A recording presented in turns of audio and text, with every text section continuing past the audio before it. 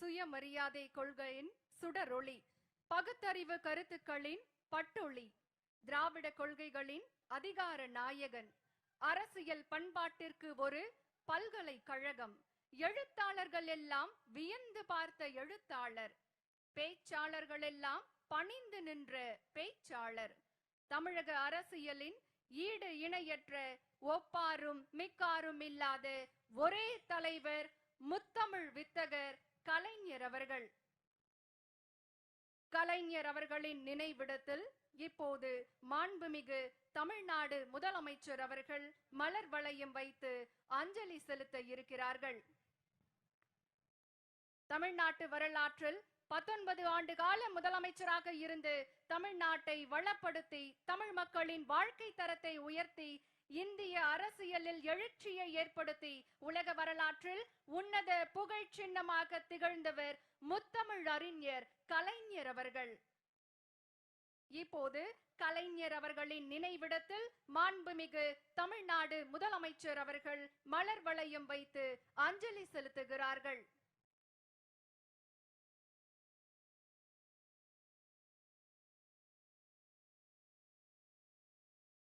இளஞ்சூரியன் பார்ப்போற்றும் படைப்பாளி, ஓய்வறியா போராளி, தமிழ் இன காவலர், தன்னிகரற்ற தலைவர் முத்தமிழ் அறிஞர் கலைஞர் அவர்களின் நினைவிடத்தில் இப்போது மாண்புமிகு தமிழ்நாடு முதலமைச்சர் அவர்கள் மலர் வளையம் வைத்து அஞ்சலி செலுத்துகிறார்கள்.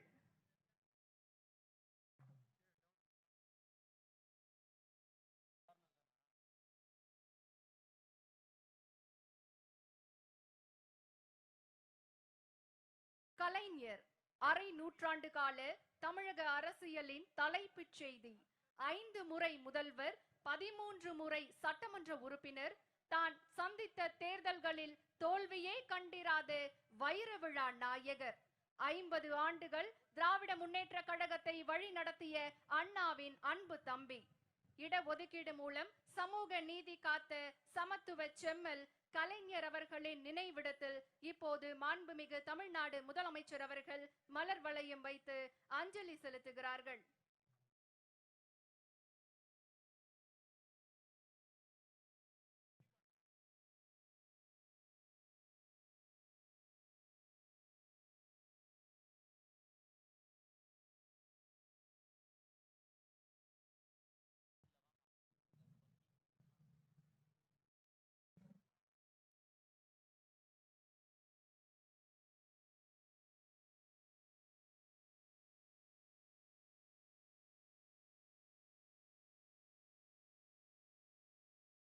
தந்தை பெரியாரின் சுயமரியாதை சுடரை சூரியனாக்கியவர், பேரறிஞர் அண்ணாவின் கடமை கண்ணியம் கட்டுப்பாட்டை